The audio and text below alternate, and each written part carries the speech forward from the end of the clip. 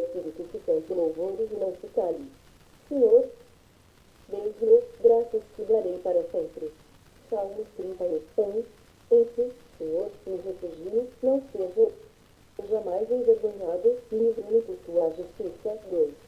Inclina-me os ouvidos, livra-me depressa, sou meu castelo forte, cidadela pacífica, mas me salve. 3. Porque tu és a minha rocha e a minha fortaleza, por causa do teu nome, tu me conduzirás e me guiarás. 4. Tirar-me as laços, as ocultas, me amaram, pois tu és a minha fortaleza. 5.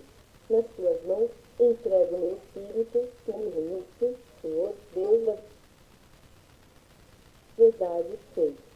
Aborreces os que adoram idólatras, e, porém, confio no Senhor. 7. Eu me alegrarei e desejarei na tua benignidade, pois tens visto a minha